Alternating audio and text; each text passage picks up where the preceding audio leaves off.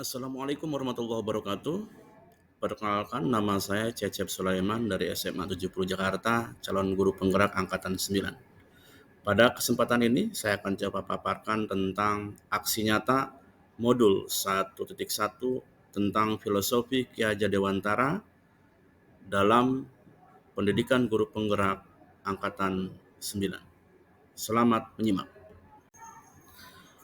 Perasaan saya selama melakukan perubahan di kelas, saya banyak belajar berkaitan dengan pemikiran Ki Hajar Dewantara ketika saya mempelajari modul 1.1 tentang filosofi Ki Hajar Dewantara. Bahwa Ki Hajar Dewantara mengajarkan kita bagaimana pendidikan dan pengajaran menjadi hal yang luar biasa. Bagaimana seorang anak memiliki kodrat alam dan kodrat zaman, dan kita sebagai guru harus menuntun mereka ke arah yang lebih baik. Kemudian yang kedua, saya juga menemukan banyak gagasan berkaitan dengan inovasi dan dalam pembelajaran. Dan saya akui, dan dalam prakteknya saya memang perlu belajar untuk lebih meningkatkan kompetensi saya, terutama berkaitan dengan inovasi dalam pembelajaran. Kemudian, ide atau gagasan yang timbul sepanjang proses perubahan setelah saya mempelajari modul 1.1, pertama adalah merubah mindset atau pola pikir saya berkaitan dengan proses pembelajaran. Yang selama ini pembelajaran berpusat kepada guru, sekarang merubah pemikiran saya bahwa murid itu memiliki hak untuk mendapatkan pengajaran, terutama berkaitan tentang mereka ke arah yang lebih baik. Kemudian yang kedua, bahwa selama ini menganggap guru itu tahu segalanya dan murid hanya menerima materi dari guru. Hal ini menjadi gagasan dan ide dari saya bahwa seorang guru harus bisa menerima pendapat, kemudian masukan, ataupun kritik yang disampaikan oleh murid kepada kita. Perubahan selanjutnya yaitu mengubah metode pembelajaran saya menjadi student centered. Artinya, pembelajaran dilakukan di dalam kelas dan murid menjadi center ataupun objek dalam pembelajaran. Tetapi dalam pola ini tetap guru harus menuntun anak-anak dalam proses pembelajaran agar berjalan dengan baik. Yang kedua, saya mulai menggunakan model pembelajaran dengan inovatif dan komunikatif. Artinya, saya menghargai dan juga menyampaikan dan mengapresiasi semua masukan, kemudian pendapat yang disampaikan murid kepada saya, ataupun kritikan yang mereka sampaikan kepada saya ketika saya melakukan proses pembelajaran. Kita masuk kepada bagian selanjutnya, yaitu praktik baik, aksi nyata yang saya lakukan ketika sudah melakukan proses pembelajaran modul 1.1. Dimulai dengan proses perencanaan, yaitu dimulai dengan penyusunan modul ajar.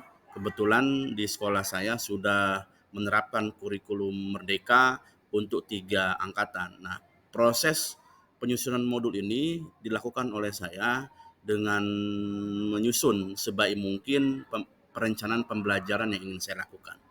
Kemudian yang kedua, saya juga melakukan kolaborasi dengan teman sejawat. Hal ini dilakukan untuk sharing ataupun berbagi pengalaman berkaitan dengan model pembelajaran ataupun hal apa yang akan saya lakukan ketika mengelola kelas. Selanjutnya, bagaimana kegiatan inti dalam proses pembelajaran? Seperti biasa, saya mulai dengan pembacaan doa. Pembacaan doa di kelas, ketika hari Jumat kita melakukan doa atau tadarus pagi di masjid. Kemudian ketika di kelas saya mulai juga dilanjutkan dengan menyanyikan lagu kebangsaan. Hal ini untuk memupuk rasa nasionalisme dari anak-anak sendiri. Setelah itu, saya memberikan stimulus pembelajaran. Nah, stimulus pembelajaran ini untuk mengingatkan anak-anak dan juga memberikan materi yang akan saya sampaikan ketika proses pembelajaran dimulai. Nah, setelah itu saya melakukan pembelajaran yaitu dengan metode pembelajaran Indonesia dalam sepekan. Dalam kegiatan ini, anak-anak saya sampaikan untuk menyampaikan berita ataupun informasi dalam sepekan berkaitan dengan bidang politik, ekonomi, ideologi, sosial, budaya, dan sebagainya.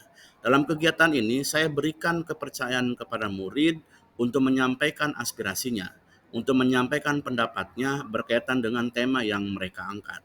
Dan tema yang mereka angkat ini sesuai dengan keinginan mereka sendiri dan dibahas di dalam kelas. Nah, dalam pola ini ada diskusi ataupun ada tanya jawab yang dilakukan antar siswa, dan saya sebagai pengajar menuntun mereka untuk menyampaikan dan juga untuk menjawab berbagai pertanyaan yang mungkin membutuhkan penguatan. Nah, pemberian penguatan ini menjadi penting agar anak-anak dapat memperoleh informasi yang utuh berkaitan dengan materi yang disampaikan, dan sebagai guru menuntun dan memberikan arahan kepada murid agar mereka bisa menyimak, kemudian menganalisis berbagai persoalan yang terjadi. Kemudian dari aktivitas yang saya lakukan, saya ada refleksi yang saya sampaikan bahwa dalam proses pembelajaran ada beberapa tantangan yang saya hadapi. Pertama adalah masih ada siswa yang masih malu atau tidak terbiasa berbicara di depan teman-temannya. Hal ini harus dilatih terus agar mereka terbiasa dan mulai berani untuk menyampaikan pendapat maupun berbicara di depan teman-temannya. Kemudian yang kedua, masih ada siswa yang mengandalkan teman sekelasnya. Artinya ketika mencari berita atau informasi yang sudah ditugaskan kepada yang bersangkutan, masih saja ada anak-anak yang memang masih mengandalkan teman sekelasnya.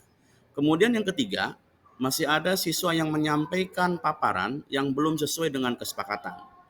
Dari isinya, kemudian cara penyampaiannya, maupun cara mengungkapkan apa ya isi berita yang disampaikan oleh siswa.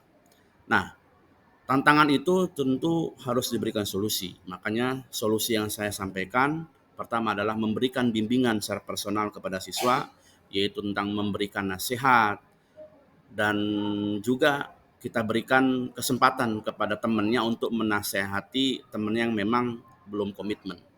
Kemudian yang ketiga, melatih siswa untuk berbicara di depan dan menyampaikan ide serta gagasan dalam proses pembelajaran. Hal ini menjadi kesempatan bahwa kepada kita untuk memberikan kesempatan kepada siswa untuk menyampaikan pendapatnya maupun gagasannya. Halo, nama saya Kesudah Felismeha. Saya dari kelas 10C. Saya mau menjelaskan tentang Pak Cecep. Pak Cecep sebelum mengajar selalu mengadakan Indonesia dalam sepekan. Metode pembelajaran itu membuat saya lebih percaya diri tampil di depan kelas dan bisa lebih care dengan lingkungan sekitar. Terus Pak Cecep itu dalam kelas sangat menyenangkan dalam mengajar dan kasih kesempatan untuk siswa-siswanya untuk mengajukan pertanyaan dan menjawab dengan senang. Terima kasih. Assalamualaikum warahmatullahi wabarakatuh. Kenalkan, saya Ponco Saputro dari SMA 70. Saya akan kerja dari Pak Cecep di SMA 70. Saya mengenal Pak Cecep sudah 4 tahun. Di mata saya Pak Cecep itu orang yang penuh dengan komitmen dengan tugasnya, dengan kewajibannya.